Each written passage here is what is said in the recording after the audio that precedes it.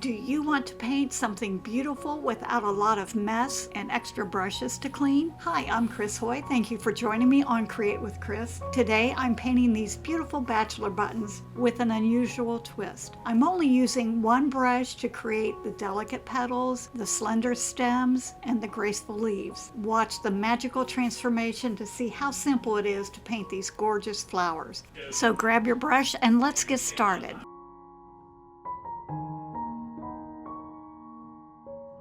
I did forget to mention that I am using a sponge. The surface I'm working on is an MDF surface. I do always seal with a multi-purpose sealer, let it dry and lightly sand it. Because the number 10 flat that I'm using to paint all of the project with would take a long time to base coat the back, I did kind of cheat and use a sponge. I put a couple base coats of Snow White on and just slid it across nice and smooth. I loaded my sponge with Snow White and picked up a touch of gingham and just kind of did a swirl motion on the background. This will blend it in. I just have such a minimal amount of paint. I'm working quickly so that it will blend easily and not dry up. If you're in an area that dries quickly, you may want to use a glazing medium. I prefer the quick dry glazing medium because it still allows for a shorter open time. I did let it dry completely, and then I picked up just a tiny bit of Twilight, and I still am using my dirty sponge, which means I've not cleaned it out, so it has residual white and blue and green in it. And this little bit of Twilight just adds that lavender hint and brings in just a beautiful background color. This is black green. It's a super strong color. It's not going to take much. Again, I've put it on my dirty sponge, which means that all the prior colors will help tone it down and make it a little more muted. I wanted this background to be soft and quiet and transition from a little bit lighter to darker towards the bottom. And that black green just gives a little bit of earthiness that makes it blend really well. I went ahead and traced my line drawing on. I'm using a number 10 flat, and I'm loaded it with plantation pine, just staying on the chisel edge. And the trick to painting little skinny thin lines with a flat is to not apply pressure.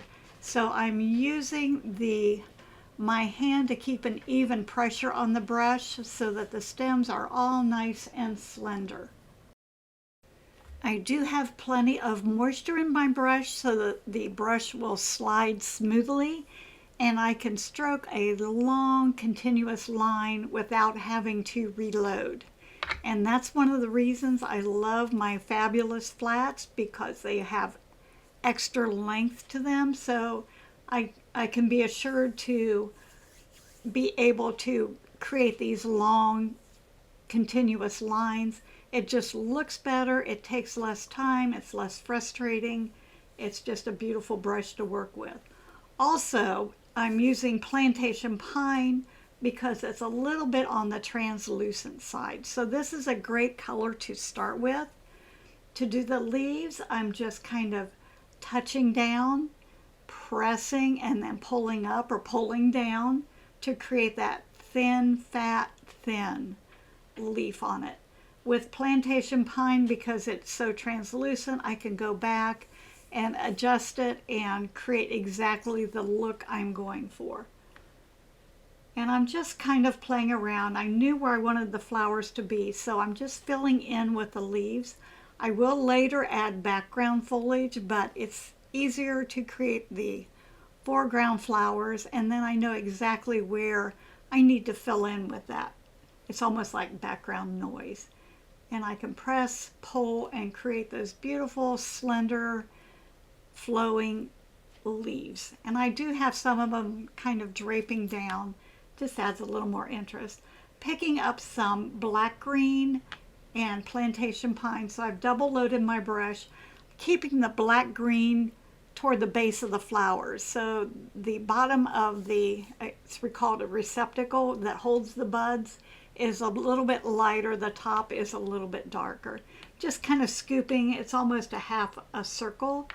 Now I've loaded my brush with Twilight. I have a lot of moisture in my brush, and I'm just kind of pulling the leaves, the petals from the tip out. And Bachelor button flowers kind of spread out, and they're really fluffy, so there's no wrong way to stroke these in. I know some of them are going to be a front view, a side view, an opening, and some are still a little bit tighter closed. So have fun with this. And these first few applications are, if you were talking in painting terms, it's just the base coat. It's also going to read as the darkest color, so this will be kind of the undertone shading shadow color. And I try to tip the flowers in different directions, just adds a little more interest. I did not clean my brush, just picking up some gingham blue, which is a lighter blue. And here is where I can go in and just start adding highlights to create the shape of the flower. And by that I mean I can put shorter little strokes in front. It looks like the flower has opened up and you can see in toward the center, or you can just stroke it across and get more of a side view. And you can see I go off to the right of the screen. I'm picking up more water. I want this to be very fluid and to flow on very easily. I think that's a big secret, that sometimes the brush is overloaded and it becomes kind of a chunky layer of paint instead of a transparent layer. And this is what I want. This is just a soft highlight. Building the flower in layers will do the same thing on the leaves, but I'm thinking my light source is the top left. So as I create these flowers in my mind, I'm thinking how the sun is going to play on the flower petals, which ones I want to pick up that sunlight and create that flower structure. And I went in, still have a dirty brush, and you can see I'm picking up Snow White, but because I had blue on my brush, it's just a very, very pale blue.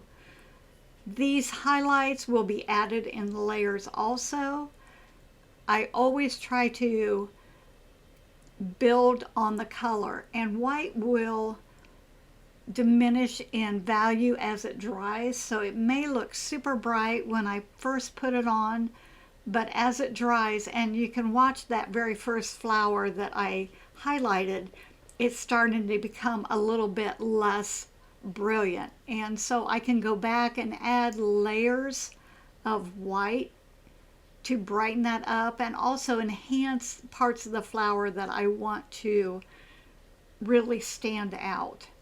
And I always try to vary the highlights so they're not all the same on every single flower, because as they blow in the wind and the light bounces off the petals, they're going to reflect differently. So play around with it and add the highlights patiently, which means I add all the highlights. I don't finish one flower completely before I go to the next. I let them kind of add the highlights, let it kind of dry and take a look at it. Makes it much easier to see where more color, more brightness, more shadowing needs to be added. And I don't want any one flower to be a whole lot different than the other. And I think you get more continuity by building them all up consistently. And I'm just bouncing back between the Snow White, the gingham blue, and I mix them together to get different shades of highlight. And you can see how it's starting to really make those petals nice and fluffy and creates that look of the shape of the flower. Some of the petals are open toward the front, some of them are just a side view.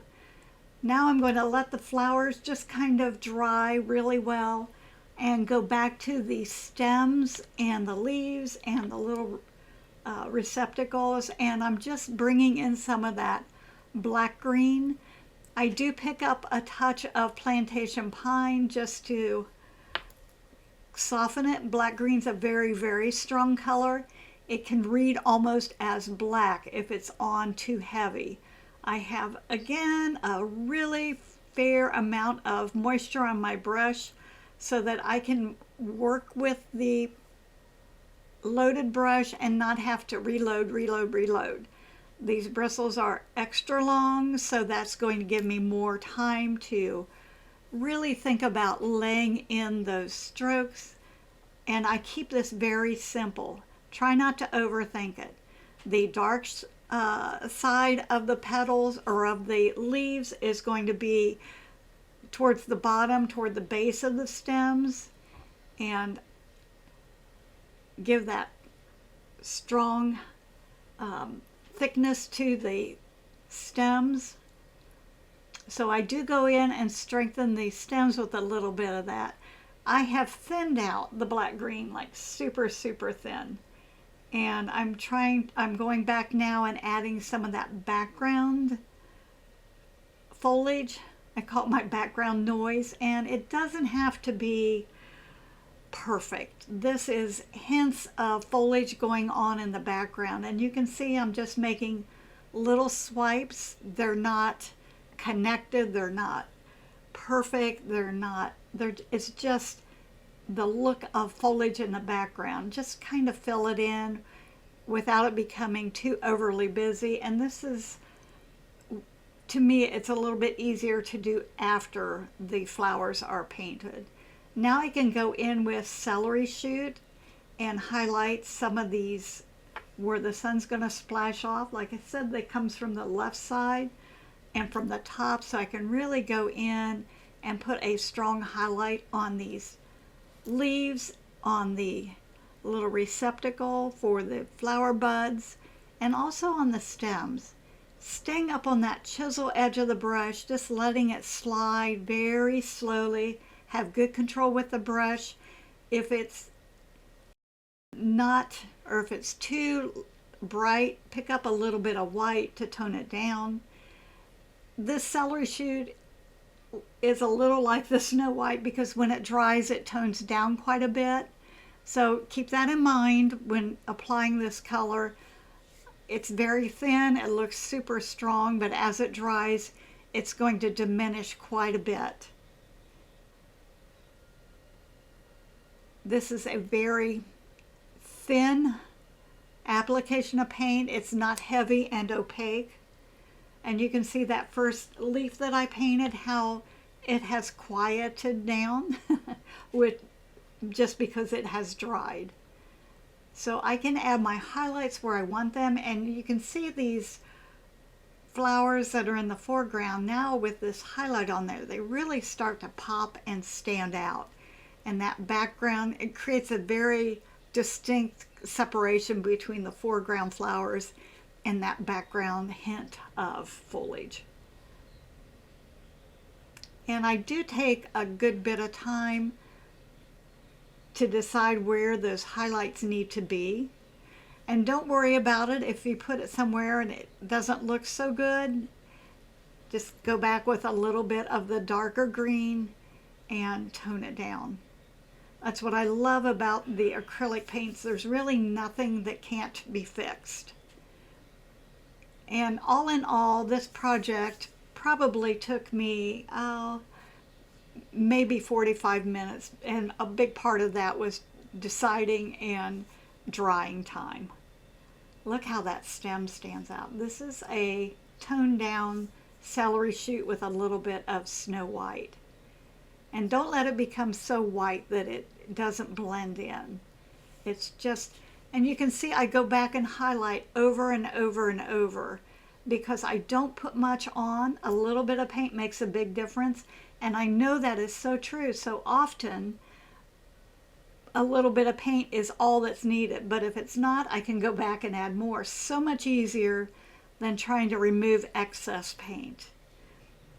And you can see how those really start to look like the sun has splashed on all of those picking up just a little bit of white. And I thought I picked it up on the quarter edge of my brush, and I'm just floating a little bright edge to the flowers. And that's going to, I want to say pull them together, but it creates a translucent kind of frilly, soft highlight. And if those little petals, flower petals, are too separated, this kind of softly brings them all together. And it's just a hint on the toe of my brush, or on the edge of my brush, and you can see how that really makes those stand out. But again, this is white, so it will tone down. I wanted that to look like there is a little bit of an opening in the flower that's showing, so I'm just doing the front petals and then a bit in the back, and just a little bit. A little bit of paint makes a big difference, and this is my tried and true rule of thumb. I can always go back and add more, but now they're starting to become a little bit softer and more delicate. I think when the colors are too intense, it becomes harsh, and this will help make them just a little frillier.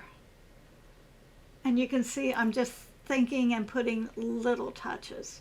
Just a little touch here, a little touch there.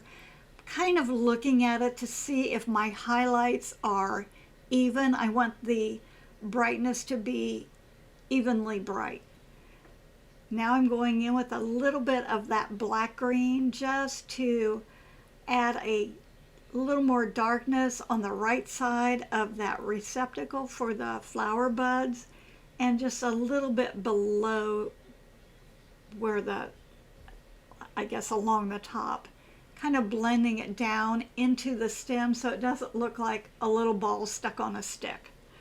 So I'm just kind of blending that down, strengthening the width of the stem just a little bit so the stem doesn't look like it can't hold the flower up. I'm giving a little more strength by adding a little more volume to that stem. You can see how much different that looks, the top three from the bottom ones. Just adding that little bit of paint on there just to pull that together just a little bit more. And see how I can soften that highlight with just a little more of that dark green.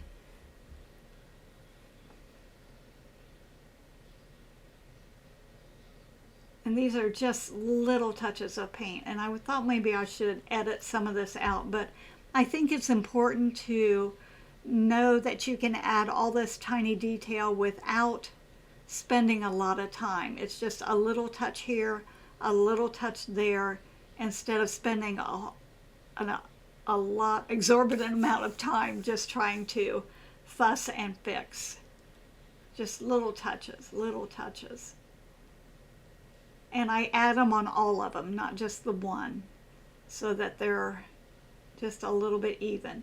If you lose the tips of the leaves, either brighten them up or darken them up.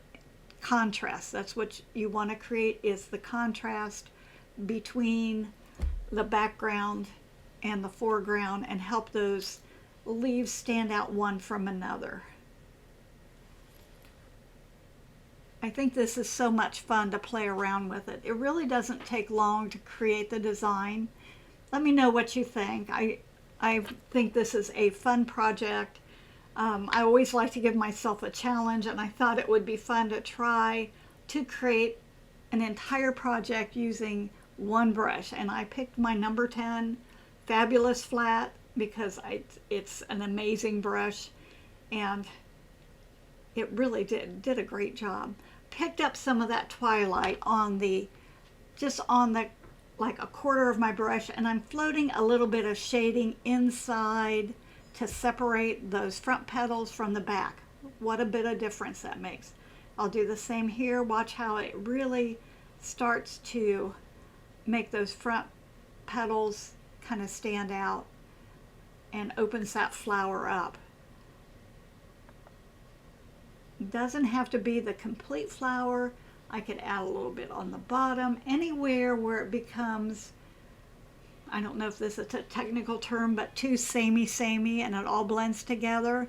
Look for that contrast. Look to brighten up those areas that are too dark or too toned down, or those areas that are too bright. And I have such a small amount of paint on my brush.